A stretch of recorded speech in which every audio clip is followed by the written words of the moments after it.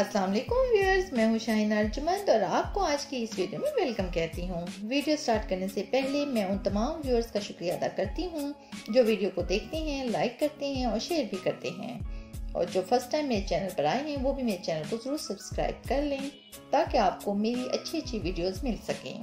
तो चलते हैं आज की वीडियो की तरफ। आज की वीडियो में मैं आपको बताऊंगी कि आप घर पर कैसे वैक्स तैयार कर सकती हैं और इसको कैसे इस्तेमाल कर सकती हैं। आजकल लड़के और लड़कियां अनवांटेड हेयर्स को रिमूव करने के लिए पार्लर जाते हैं और अगर आप चाहते हैं कि आपको पार्लर ना जाना पड़े तो आप इस वैक्स को घर पर भी तैयार कर सकते हैं, वो भी बहुत ही कम कीमत पर। बाज़ लोगों के चेहरे पर भी गैर जरूरी बाल होते हैं जो कि चेहरे की खूबसूरती को डैमेज कर देते हैं और जो लोग थ्रेडिंग करवाते हैं हफ्ते बाद ही उनके बाल दोबारा आ जाते हैं। और अब हर हफ्ते भी पार्लर जाना कौन सा आसान काम है, क्योंकि आजकल किसी के पास इतना टाइम नहीं। तो आज मैं आपको ऐसा वैक्स बनाना सिखाऊंगी जो कि आप अपने घर पर ही बनाकर रख लें और जब वक्त मिले इसे इस्तेमाल कर लें। वीडियो को एंड तक जरूर देखिएगा। चलते हैं आज की रेमेडी की तरफ। इस वैक्स को बनाने के लिए सबसे पहले हम लेंगे एक पैन और इसमें डालेंगे थोड़ी सी चीनी, 2 से 3 लेमन का रस शामिल करेंगे और इस रस में इतना पानी डाल देंगे कि ये पूरा मिलकर हाफ कप बन जाए। और अगर आपके पास हनी है तो वो इसमें 2 चम्मच ऐड कर लें, अगर हनी ना हो तो कोई मसला नहीं।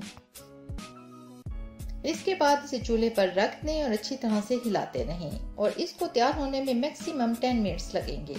बस इस बात का ख्याल रखिएगा कि वैक्स को चूल्हे पर रखने के बाद आप इधर उधर नहीं जाना। इसको अच्छी तरह से हिलाते रहिए, मिक्स करते रहिए, क्योंकि इस तरह से ये जलेगा नहीं। और ये वैक्स जब तैयार हो जाए तो ये बाजार की वैक्स से भी ज्यादा अच्छे रिजल्ट्स आपको देगा।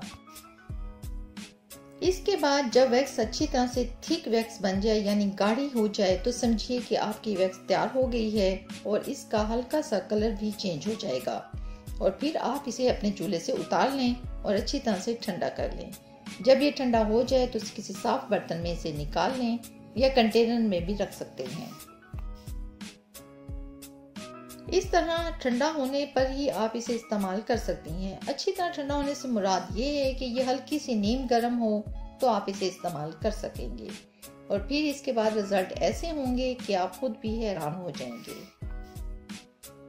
इसको लगाते वक्त आप अपनी स्किन पर टैल्कम पाउडर भी इस्तेमाल कर लें ताकि आपकी स्किन रेड ना हो। तो व्यूअर्स, उम्मीद है आपको आज की वीडियो पसंद आई होगी। तो वीडियो को लाइक जरूर करें और चैनल को सब्सक्राइब करना मत भूलें। मुझे दें इजाजत, मिलते हैं कल एक नई वीडियो में। तब तक